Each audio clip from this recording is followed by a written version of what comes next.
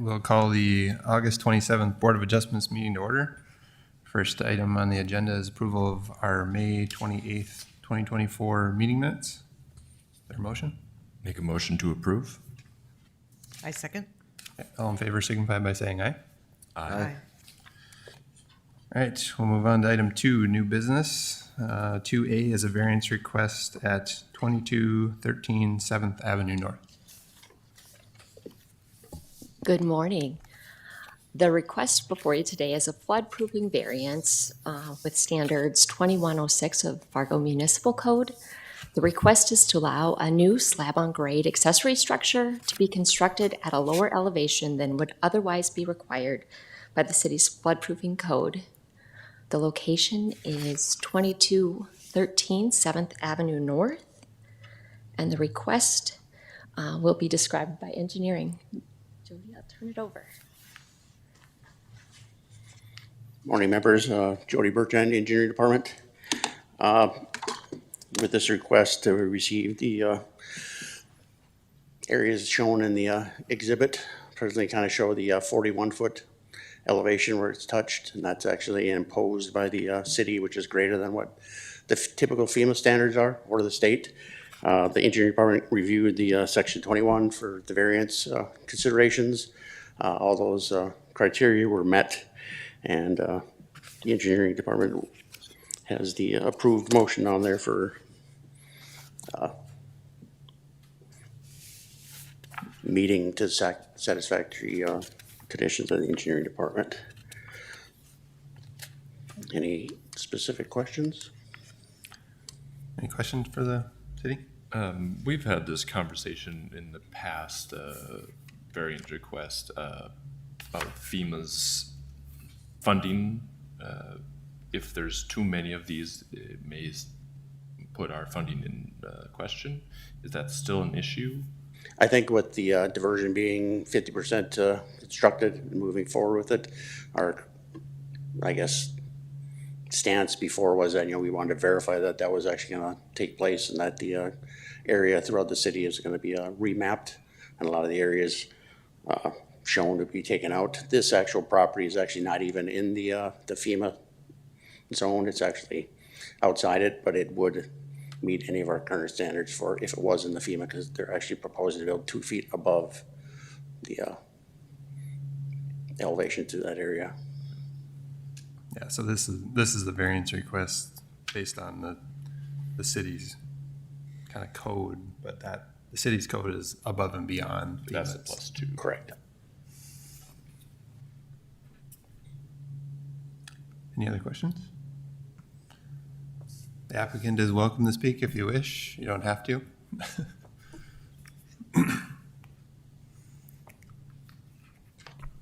Hello, I am Andrew Thill with Lowry Engineering. I don't have anything to add, but happy to answer any questions you may have on it. Any questions for the applicant? No. Are we ready for a motion? I make a motion to accept the findings of staff and hereby approve the requested variance on the basis that the review considerations of section 21-0603 have been satisfied, with the condition that the applicant sign and submit a waiver of liability against the city. Is there a second? A second.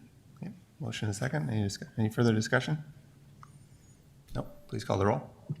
Wendell Dobb, Yes. Bureen, Yes. Polchinski, Yes. Orth, Yes. Love. Yes. Thank you. All right, we'll move on to item 2B, which is a variance request at 2301 Lilac Lane North. Hello, this request is to allow an attached garage to encroach in the required front setback. The subject property is 2301 Lilac Lane North. The zoning is SR2, which has a required 30-foot front. The applicant is requesting that the setback be 24 feet 11 inches. As you know, variances have 5 criteria that the Land Development Code outlines, all of which need to be met for a variance to be granted. Upon staff review, we find that 2 criteria are not met. One, criteria A outlines that there needs to be something unique about the subject property, and staff find that in this area, this particular property is very similar to other SR2 properties within that neighborhood. So therefore, nothing unique about this particular property. And that criteria C, that there isn't an unnecessary physical hardship. So although there are existing mature trees in this neighborhood, staff contends that there are alternative design options that would still allow for a garage addition and the existing residential use to exist and continue without this variance being granted. So staff have a recommended motion on screen to deny the variance request. And that concludes my presentation. Thank you. Any questions for staff?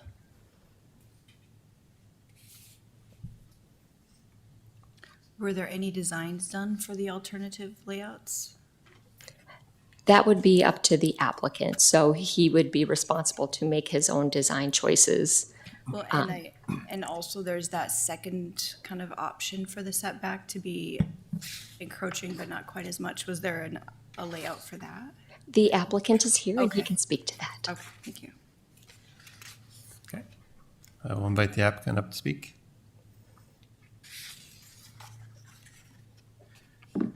Good morning, everyone. My name is Anders Schefter. I've been a homeowner at the property for 11 years now. I've grown up in North Fargo and been present with mature trees. Being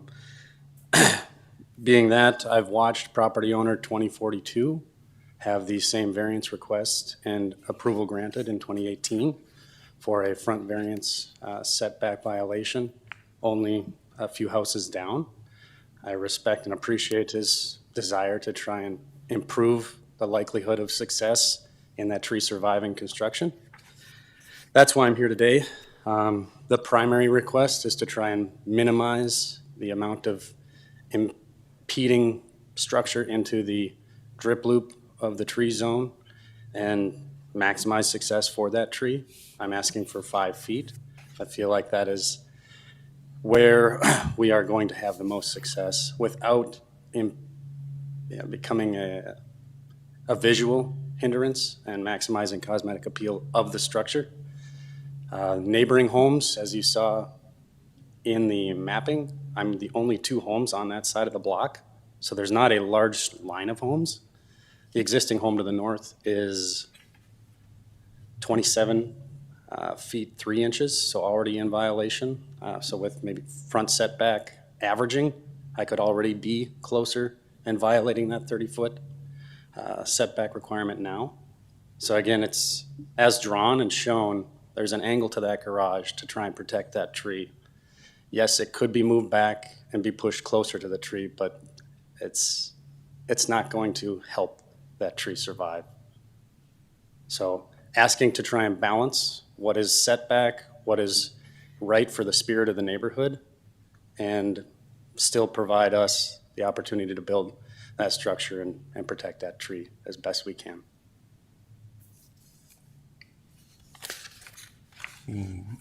Questions for the applicant? Maybe one last thing that I forgot to mention, just based on diameter of the tree, circumference is 5 foot 6 inches. That would put with a silver maple, its growth rate or growth multiplier of 3.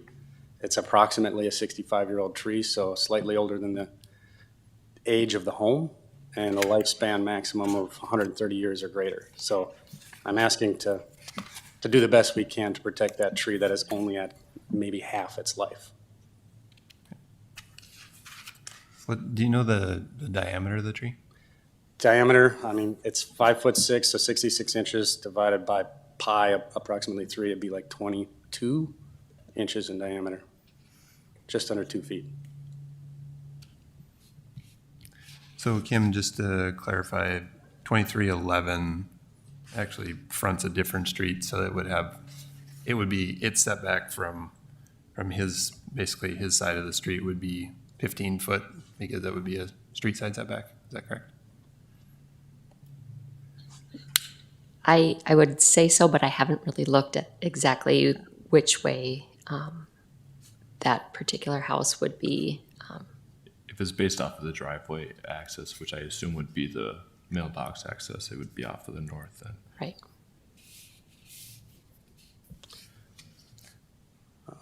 Just for reference, mailbox and front door are on the same side of the street as my driveway.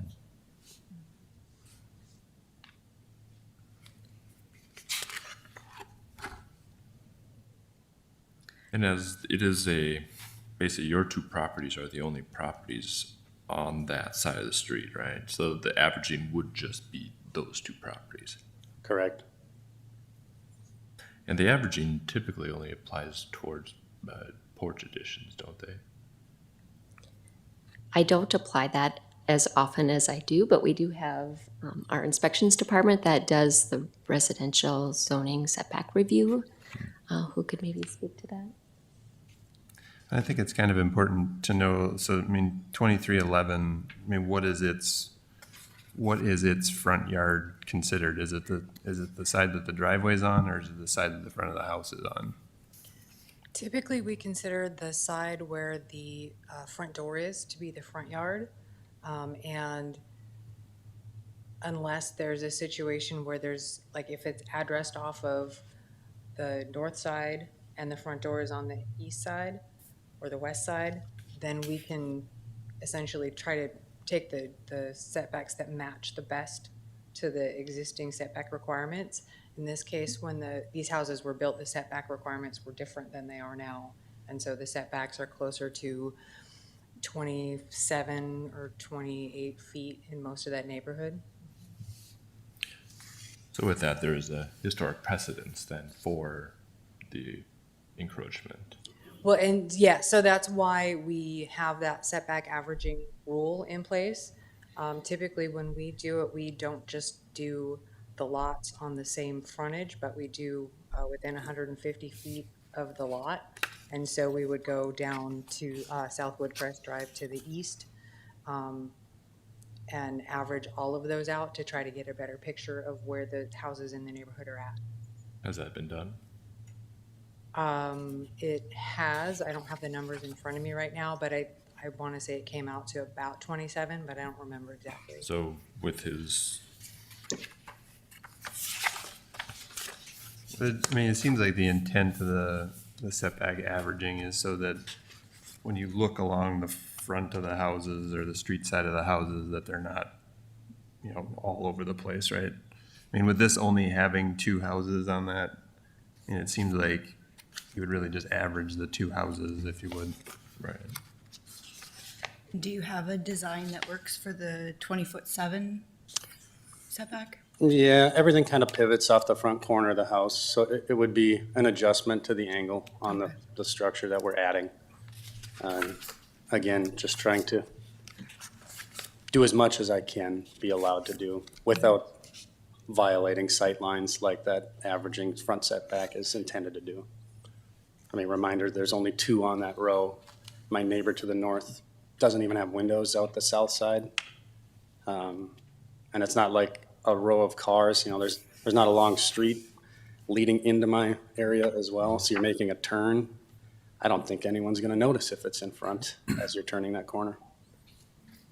So the 27-foot 3 inches that you have stated here, which would be the setback for 2311, did you measured that from the edge of the sidewalk? Is that where you measured that from? That's what I measured, so it's my best estimate of what I believe the city would consider it to be. So the property line's actually well, typically it's a couple feet in from that. So it would be, you know, call it 25 or and change there.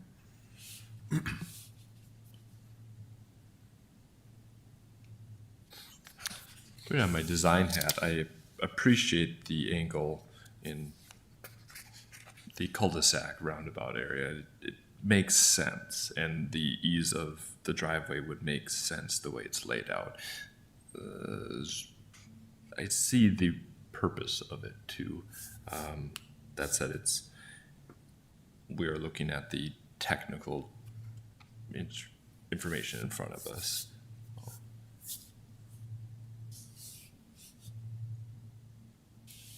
Can we pull up the site plan? I'm just having trouble seeing the actual numbers. I'm not sure, this was just my, using our Blue Beam. So it was just to make sure that there would be enough space to park a car, if they would still meet that, like, tree line buffer. So from this, preliminary study, I believe that accommodations could be made to meet the setback requirements and still have a functional garage expansion, therefore denying the request. The adjacent property, do we know what the face of that is at? Based Yeah, off we the just, property? that's what I was just asking him. So he measured it about 27 feet from the sidewalk. Sidewalk's typically a couple feet in from the And property that's line. where I'm seeing 24. It's actually down in this note right here. Read that. Yeah, the 2411 is how we currently have it drawn and is essentially our primary request. Okay.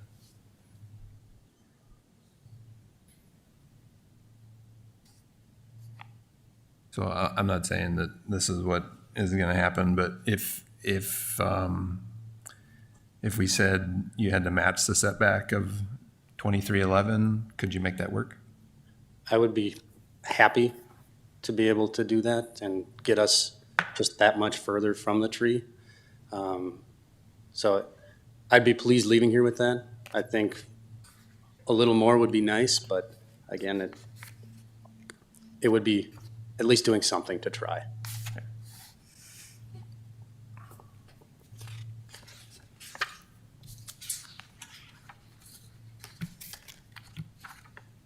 Any other questions for applicant or city?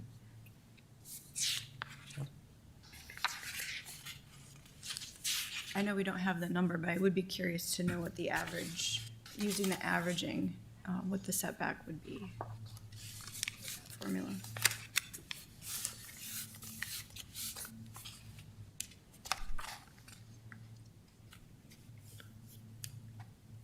Make a motion. Make a motion to accept the findings. Actually, do we want to revise that with the 2311 then? I mean, what you're thinking? If we were to make a motion to find a compromise with 23 foot 11 inches, we'd have to have that within the staff or within the motion. Yeah, I mean, I think we could, if the intent is to just have it line up with the front of 2311, I think we could just say that. Okay. Setback would match. The adjacent property, 2311. Okay, sorry about that. I'd like to make a motion to allow for the variance, with the assumption that the subject property be aligned with the adjacent property at 2311.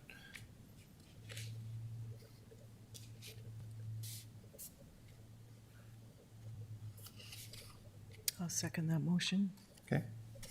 Have a motion and a second. Any discussion?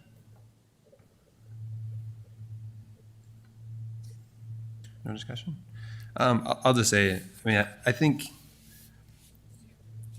I'm not sure if setback averaging applies here or not. There's really only two lots. It seems like the intent of that is to have the houses, line up as best they can. With what he's proposing, if he was able to match that, I think it would blend in just fine. I don't think it would kind of violate the original intent of what the code says, so I guess I would be in support of it, so. Just for clarity, is it foundation to foundation, overhang to overhang as far as matching? I believe the setback is to the foundation. correct? Yes. Yeah. Okay. Okay, there's, go Oh, ahead. I did have one more. Are there any regulations set on like vertical elevations, things like that? It'd just be the just- depth off of the. Okay, so like the roof overhang, I would add maybe just that the roof overhang be commensurate with the existing building's overhangs as well, so things don't get. We'd have to revise the motion. Yeah, sorry. I mean, yeah, Yeah, if you want to propose that as an amendment, we could, Okay. so. Oh, so how do I do? I propose It just, amend the motion to add that the roof overhang of the addition be commensurate with the existing roof overhangs of the building. then we would need a second for that. Second. All right, so now we'll vote on the amendment first. So all in favor, or do we need to call the roll for that, I suppose? Okay. Yes, please. So this vote is to add the amendment to the original motion. So please call the roll. Okay. Polchinski, Yes. Orth, Yes. Wendell Dobb, Yes. Boreen, yes. Love. Yes. Okay, now we'll vote on the original motion with the amendment. So, any other discussion on that, or are we good? Okay, all right, please call the roll. Okay. Orth, Yes. Boreen, Yes. Polchinski, Yes. Wendell Dobb, Yes. Love. Yes. Thank you for the time Your today. variance has been approved, and it'll, just as long as you match the adjacent property, should be good. Thank you. Appreciate you. We have no other business, so is there a meeting to adjourn? Or motion to adjourn, sorry. Make a motion to adjourn the meeting. Is there a Second? All in favor signify by saying aye. Aye. All right, we're adjourned.